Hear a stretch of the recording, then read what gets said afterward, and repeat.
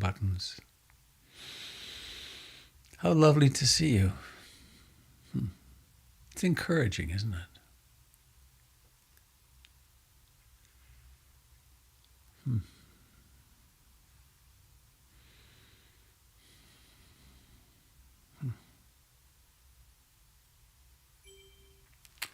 Well, I have a little poem. We have I don't know if that's the way to put it. My stepson, Adrian, is 18 and blossoming.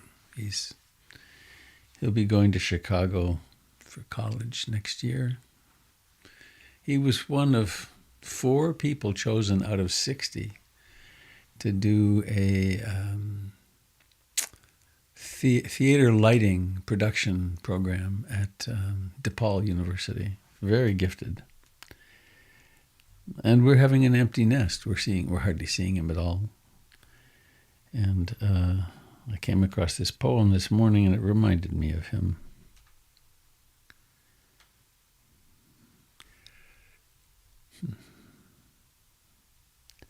To a daughter leaving home.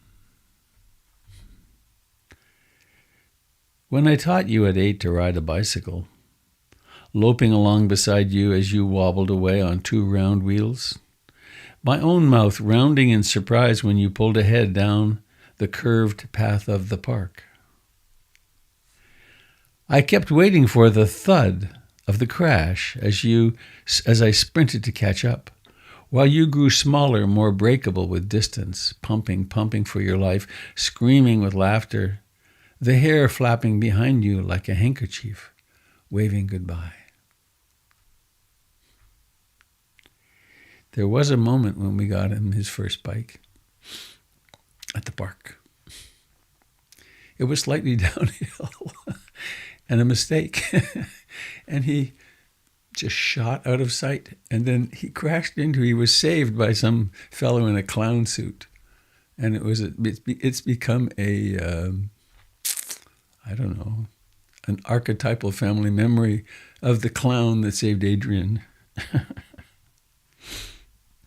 When I taught you at 8 to ride a bicycle, loping along beside you as you wobbled away on 2 round wheels, my own mouth rounding in surprise when you pulled ahead down the curved path of the park. I kept waiting for the thud of your crash as I sprinted to catch up, while you grew smaller, more breakable, with distance, pumping for your life, screaming with laughter, the hair flapping behind you like a handkerchief, waving goodbye. Phew.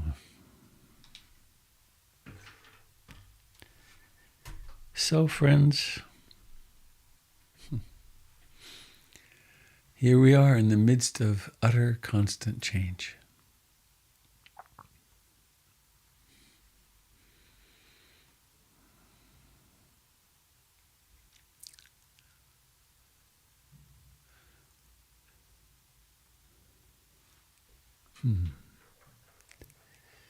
The poet of that, yes, that was an oversight, wasn't it?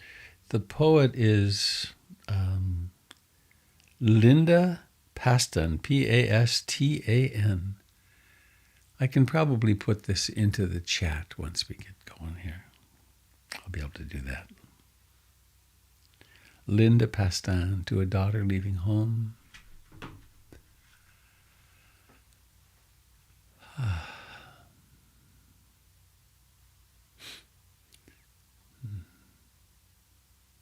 So here we are, we come together again to do something so important,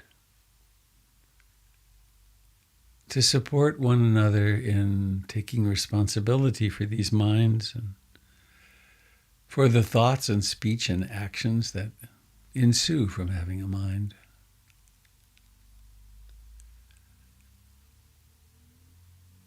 We're not inventing something. This is a 2,600-year-old practice. So please let us follow the directions, taking oneself to a quiet place, sitting comfortably upright, abandoning covetousness and grief concerning the world, letting go of the past and future. The meditator sits and places mindfulness before them and notices that there's in-breathing and out-breathing. In-breathing and out-breathing. It breathes itself, doesn't it?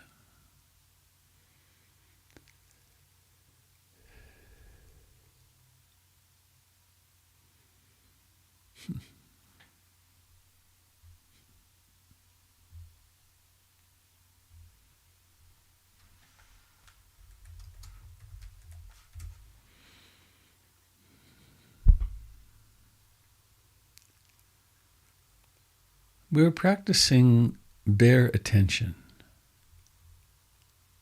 Mindfulness with bare attention. Mindfulness clearly comprehending as well. What is my home base? Why, it's the actual sensations of breathing.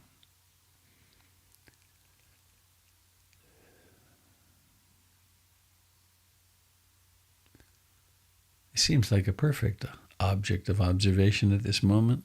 It's safe. It's here, it breathes itself.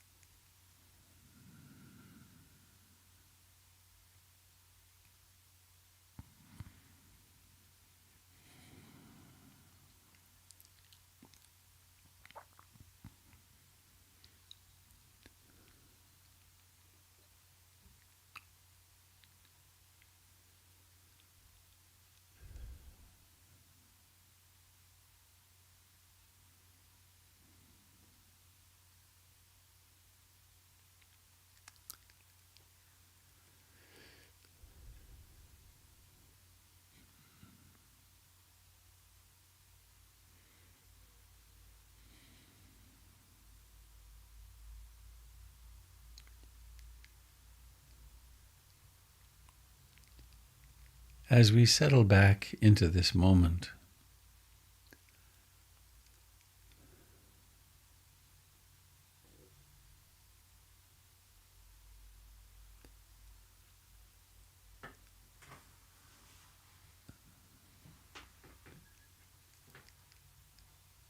there can be the noticing of the beginning, the middle, and the ending of each breath.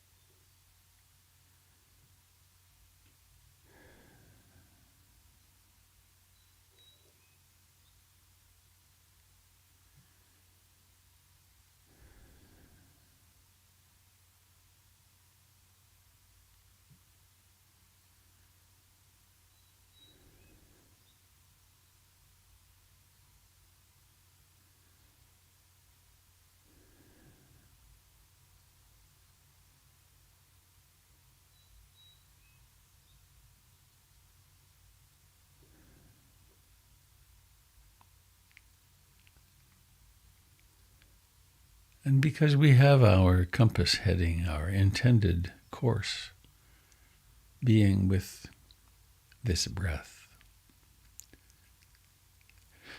the thoughts and wandering minds, the obsessions, the fears,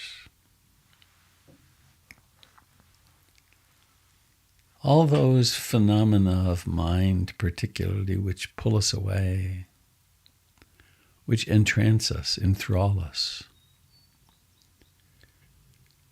Somehow or another they become more noticeable.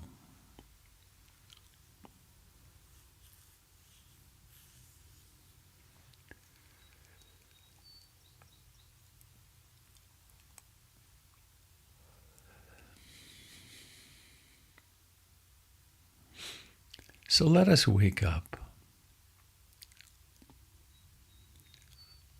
accurately perhaps, let us observe the remarkable waking up that happens.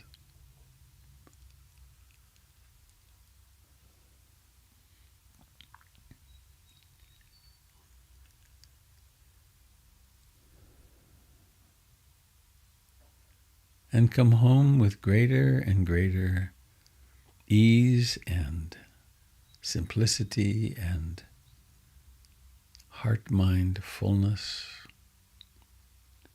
to the actual sensations of sitting here,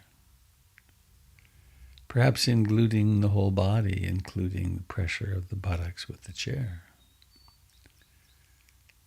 or including the aliveness of the hands and fingers.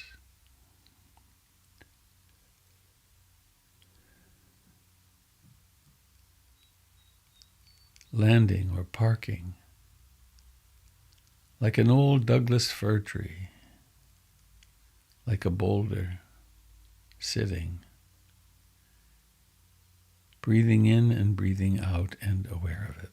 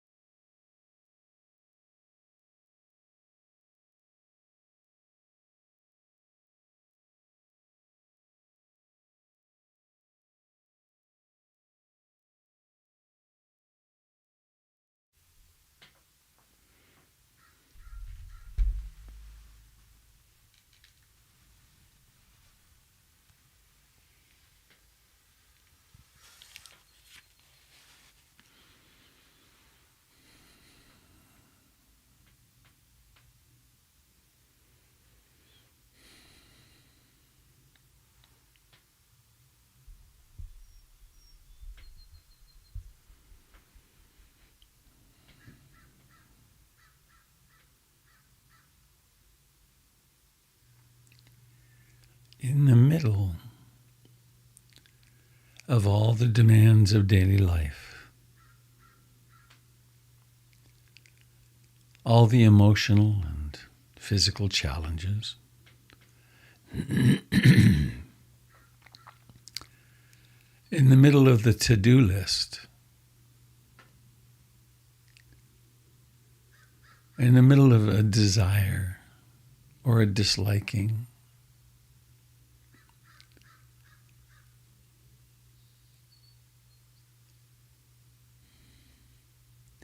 in the middle of restlessness, agitation, and worry, in the middle of sleepy dullness, in the middle of all the emotions,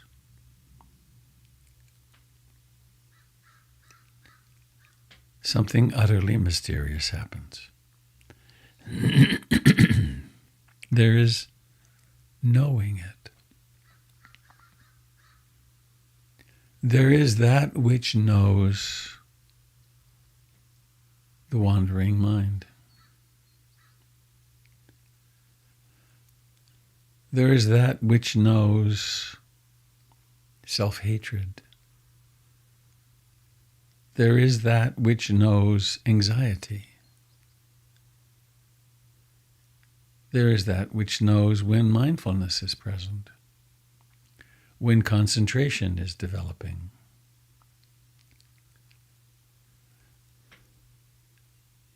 This is the direction of refuge in the Buddha. This that knows.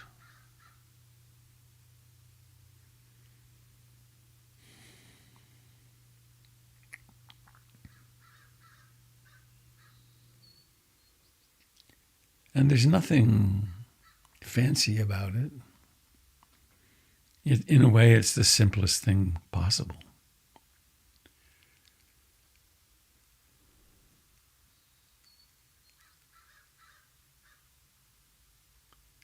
And we cultivate being present with the breath from its beginning to its end.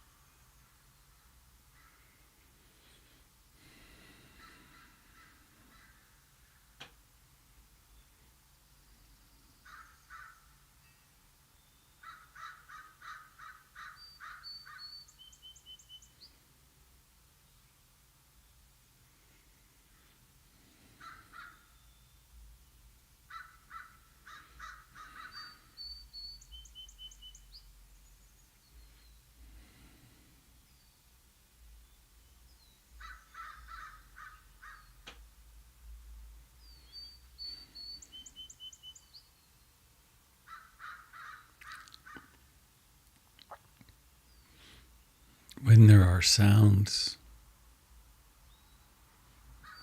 They can be pleasant or unpleasant or indeterminate, not decided yet.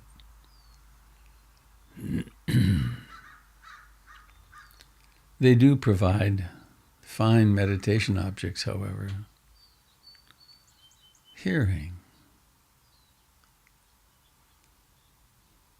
And hearing is instructive in the same way as breathing is. It begins, it comes into being, it rises to fullness, it declines, and then it vanishes.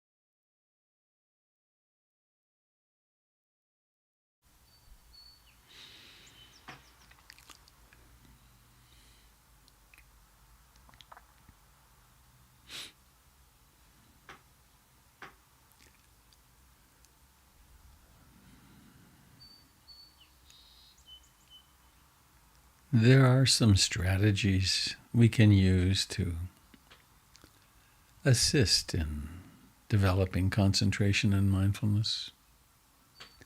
One of them is noting,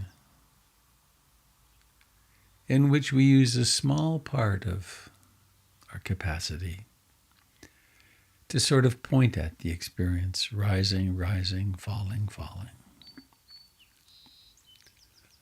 Or hearing, hearing. Or wandering, wandering. Or perhaps if there's worry, worry, worry, returning to breath. Perhaps if there's depression, turning toward the symptoms of depression, the experience.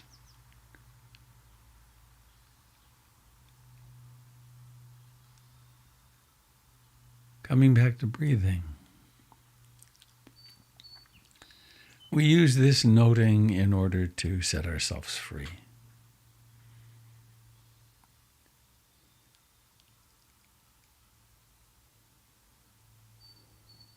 Another concentration developing technique is to count breaths. Breathing in 1, breathing out 2, up to 10. Start over. If you get lost along the way, just start over. There's nowhere to get to anyway.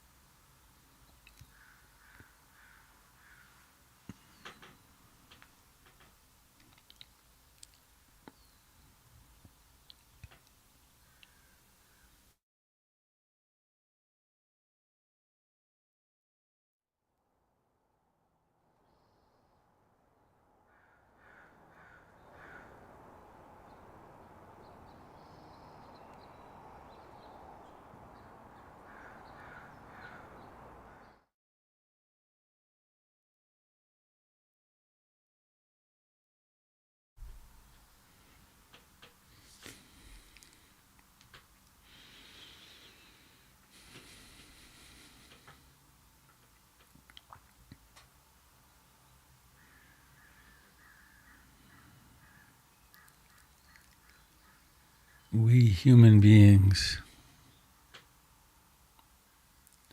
belong here. We are part of the earth.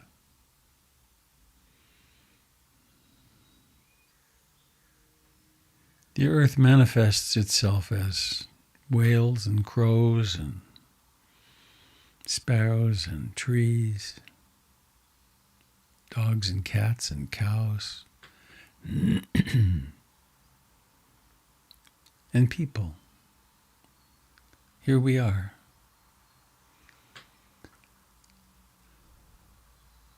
And we have this particular capacity as humans to know that something's happening, to be aware of awareness itself.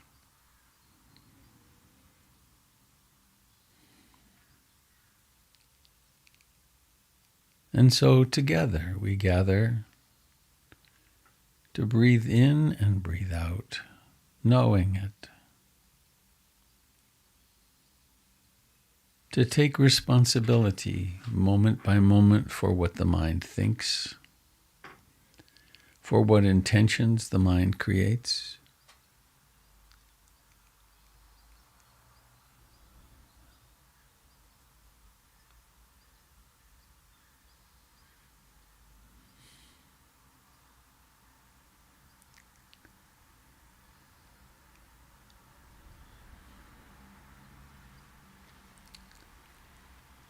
Please let us connect with that part of ourselves which longs to be safe and content and happy.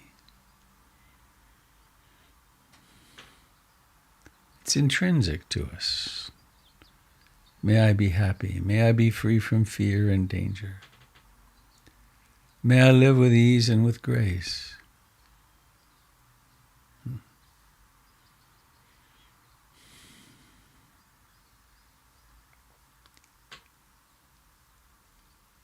And just as we want this, so does everyone in our little group want this.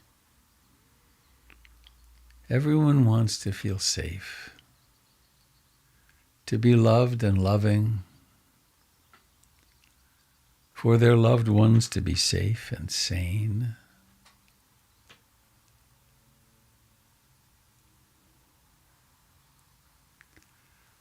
So let us remember to hold each other in love, in deep gratitude and appreciation, and compassion. Compassion for the circumstance of being a separate human being alive here on the earth, with all of the complexities of that. A little girl on her bicycle riding away.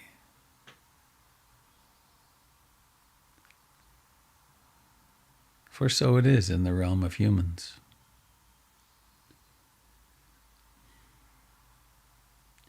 Let us incline our hearts to the welfare of all beings. May all beings be happy. May all beings remember happiness, the causes of happiness, and the path to the experience of contentment.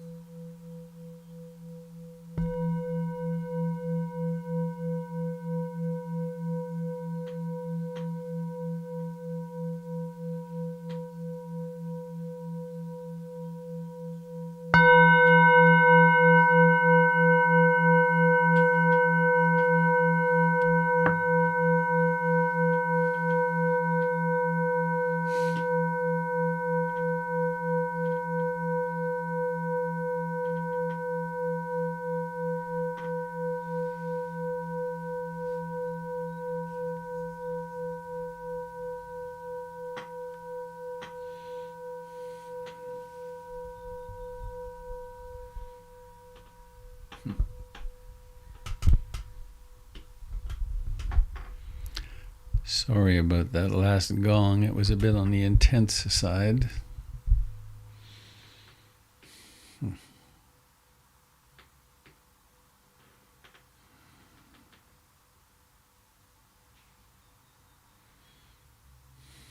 Good morning. Could you hear the crows this morning?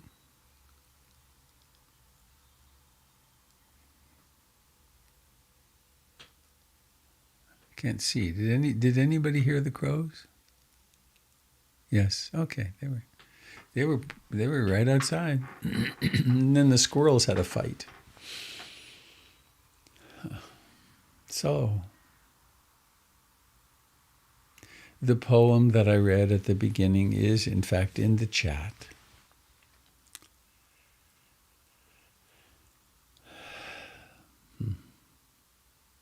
Here we are.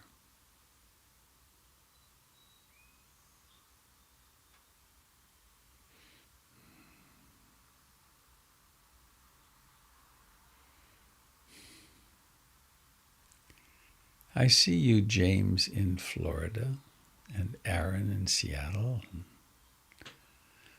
Denise somewhere. We're quite, Sherry, of course, up on Quadra Island. We're quite spread out. But here we are.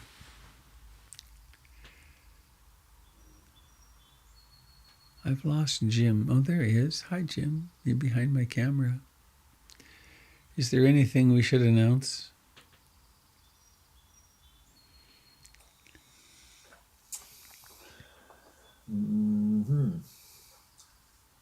Another week and a half, I'll have a Qigong workshop on the 16th.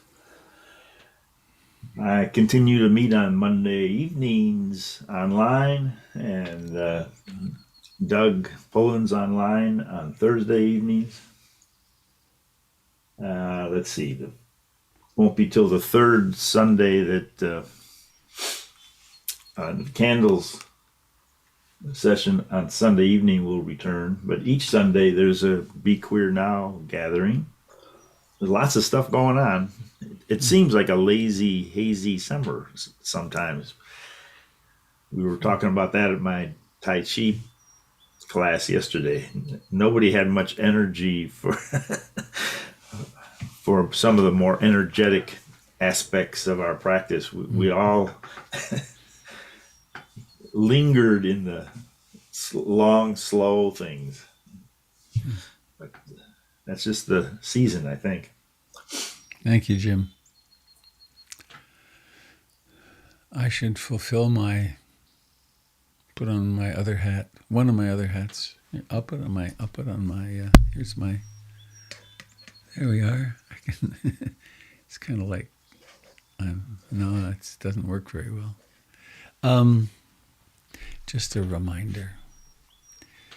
The practice of dana and generosity is so central to our lives. So remember to be generous with yourself. Take time every day to take care of yourself. Remember to practice generosity with your loved ones and with the incidental people you run into in the street. And in all the ways that we can. And that includes, of course, supporting your Dharma Center. If you're already a monthly giver, hooray, thank you. And if you make episodic contributions, hello, hooray, thank you. And if you feel called, if you want to support this incredible mission, please feel free to go to the website and make a small or large contribution and feel good about it. And remember, if you don't have a will already, you really should. And in your will, you can remember PIMC as a long-term, a place of incredible transformation. People walk in the front door or walk into one of these meetings and their lives change. For good reason, because the technology of this meditation is incredibly powerful and very beautifully designed to help us wake up. So that's me. Anyone else would like to share something? We have a few minutes, 10 or 15 minutes. How are the 10,000 joys and 10,000 sorrows unfolding for you?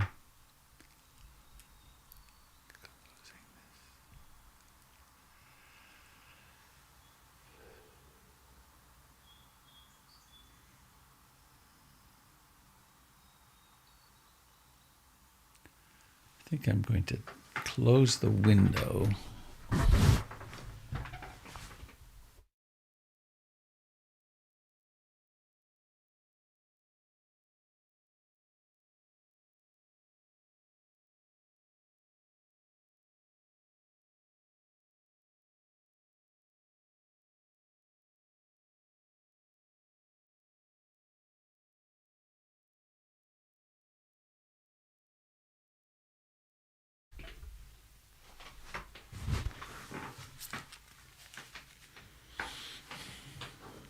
I opened the window to let the crows in.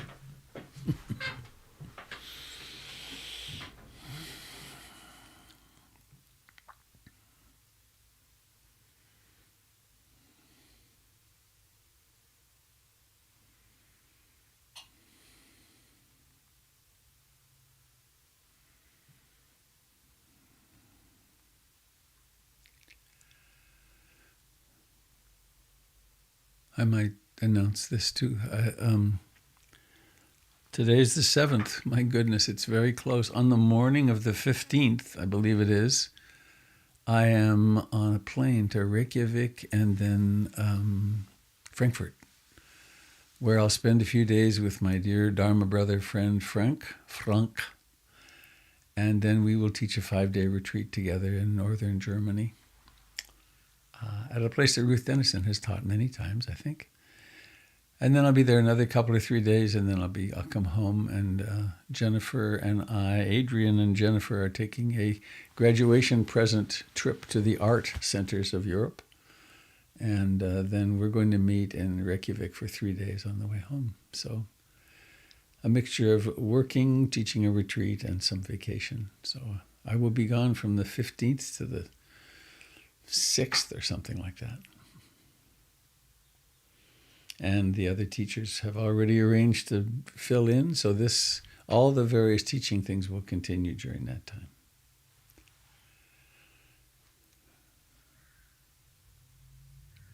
And also I don't know that you can save for your calendar, but I'm thinking that this fall I'm going to teach an in-depth Satipatthana course, mindfulness, the path of mindfulness. Really emphasizing practice.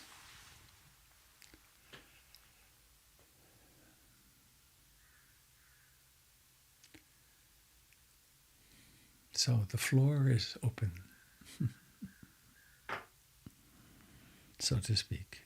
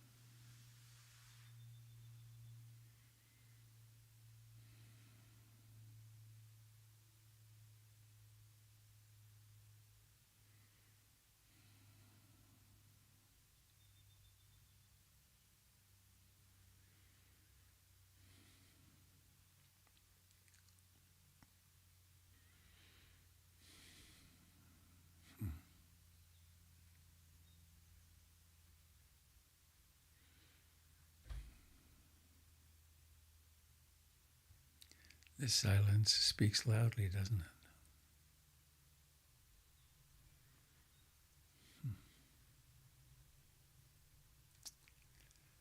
Well, this is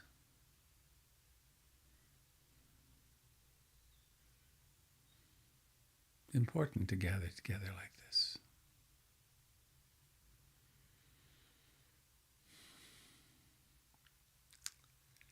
And if no one has something to share now, I think I will make my way off to my to-do list.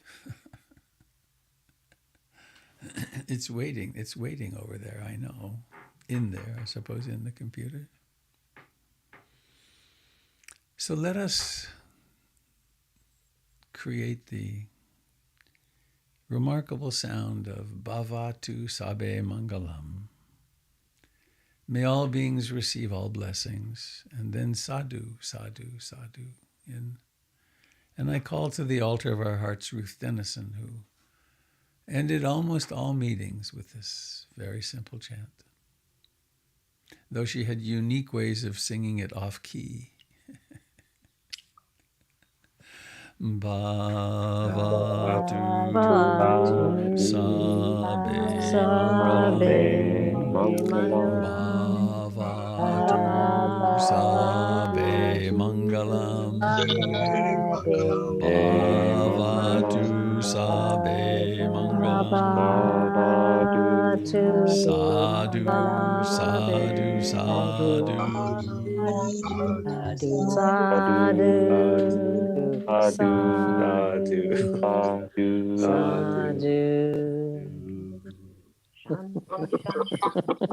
Da-doo-da-doo-da-doo. A-doody-doody-doody-doo. You're not getting any better with the singing. David can carry the rhythm section. Thanks so much. Thanks, Dharma bro. I don't know. I think it's getting It's time more for a little bit of and Dharma more karaoke pleasing. Okay. All right.